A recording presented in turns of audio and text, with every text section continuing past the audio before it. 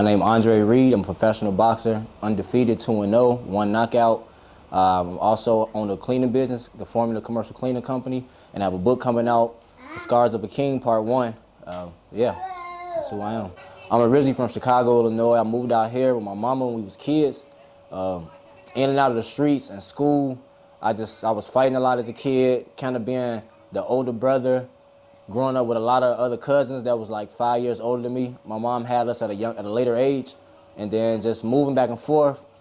What originally got me into school, which actually got me into boxing, I was dating my high school girlfriend, found out she was pregnant, and through that, it kind of inspired me and motivated me to do something for my legacy, for my family.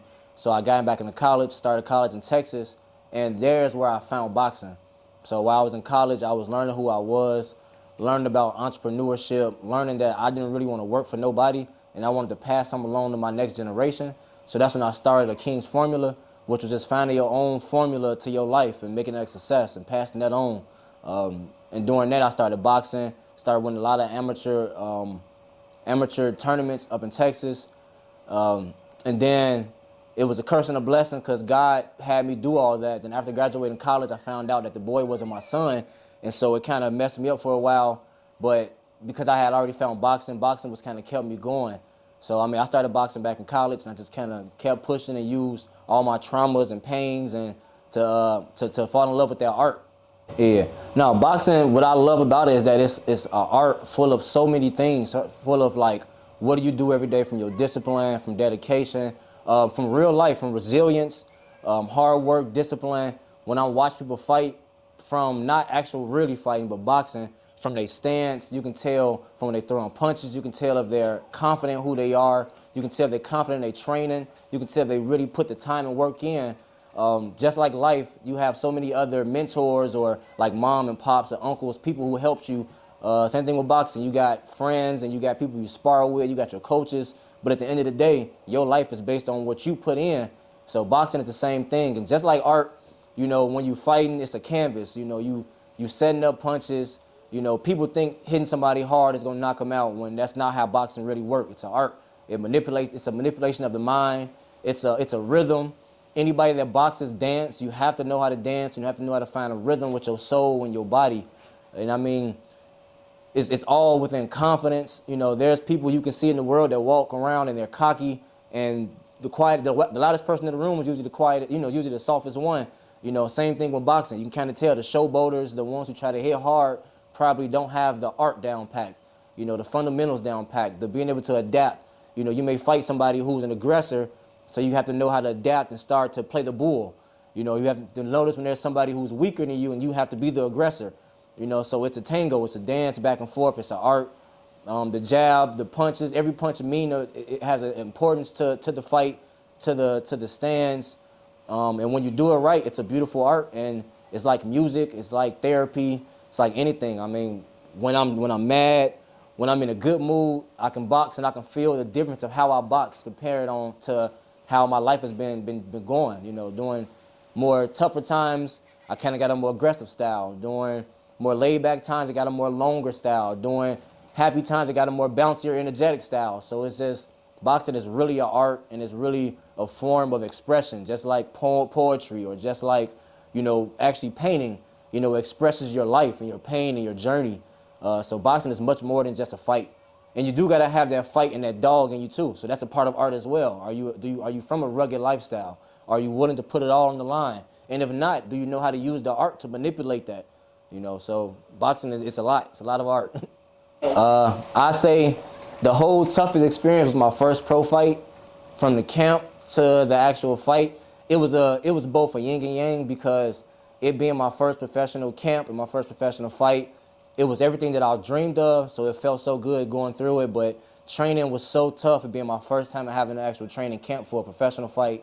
And then being in my first pro fight, I got second round, I got rocked. I didn't get dropped, I didn't get an 8 count on me or anything, but I got hit so hard, and it really was like, all right, do I really want to do this? You know, I fought amateurly a long time, I've done all the experience, now I'm in the real ring with no headgear, smaller gloves, you hear the crowd, you know, it's everything that you can think of, heart racing, and then I got rocked. And so it was like, that was my that first fight was that fight that I'm gonna always remember because it reminded me of, do I really want to do this or not? You know, I had the option then, and I told myself I wanted to do this. And so I would say my favorite fight was that fight right after because I felt like I was coming for redemption. Not that I lost or anything, I didn't get a loss, but I felt like that was for me to see if I wanted to do it, and now it's for me to show my skill. And so I trained a whole different style that second fight, and I ended up getting a knockout first round. But I was much more energetic, I was much more prepared, I was much more ready for that time. Thanks to that first fight that let me know, hey, this is what it feels like. Do you want it or not? But yeah, that was my 2 fights right there. It's so much, and that's a part of the boxing why they make you do amateur boxing to get prepared for this. Because once you're in that ring, for me, I can remember my first fight and I can remember my last fight, and it was 2 different totally feelings. My first fight, I felt like I heard everybody in the crowd talking. I felt like I couldn't hear my coach. I felt like I kept telling myself, stay in the fight. Remember, I'm fighting the guy in front of me who's trying to kill me. And throughout that whole experience, I'm kind of still like high, like in the smokes, happy and excited. And stuff like that will get you to what happened to me, which is when I got rocked. And then it kind of wakes you up like, oh, and then every punch you feel is different than sparring because you have on headgear and the gloves are much bigger. So now that you're in the real fight, every punch that lands from the jab to the heavier punches, it hurt and it stings and your head feel rattly and your legs feel loose. And now every part of your body feels like it don't want to move. And that's when you kind of have to go back to your training and your conditioning and the mental strength to remember that you're in this fight and to push through it and to find your rhythm and to find that dance and to remember who you was when you was training, to find that inner you. And so my first fight, it was like everywhere. I couldn't hear my coach. I couldn't hear myself. I kind of forgot the game plan. Everything that I've trained just went out the window and I just went out and fought. But by my third fight, being in the ring, I felt so calm. I felt like I was at home. I felt like I was almost playing. It felt like a dance that I just done so many times. Even though I didn't fight my opponents, this is my first time fighting them, but everything was fluent. I seen the punches coming in slow motion. I seen my openings. I heard my coach very clear. I was able to still be in the ring. And I got to a point where I actually was having fun. I can hear the crowd. And that's when you're confident in your conditioning. I mean, I hear the crowd going down, punching a lot more heavier and punching more faster, then slowing it down, knowing how to play with my pace and just really having fun in there. That was kind of like my last fight. And that's all with discipline, conditioning, working hard, putting hours into what you want to do and what you love, and being confident in what you did. You know, people are cocky, and cocky isn't hard work. That's you putting on a facade that you are the man, you know. But when you really put that work in and now it's time to perform, you can rely on that. Like, okay, I know I put the work in, so I believe that I'm confident that I'm strong enough to fight through. And so having that performance, you know, having that hard work helps the performance at the end of the day. There's different type of boxers, but the greatest boxers are adaptive. They're puncher boxers. They're the ones who can fight aggressively. They can fight backwards. They can fight loose. They can fight tight. They can fight in, close. So being able to have all of those different abilities, you have to be able to dance to all those different songs. So, I mean, I have from the old school, the Temptations, I mean, to the new school, to G Herbo, to the Dirks. So it's really from slower beat music to the upper beat to R&B. I mean, I'm everywhere with it. I even got a little gospel sometimes.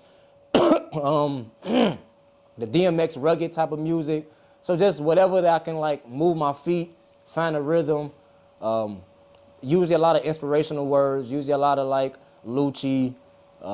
Like I said, so just really keeping me confident, keeping me able to bounce, keeping me in the mode.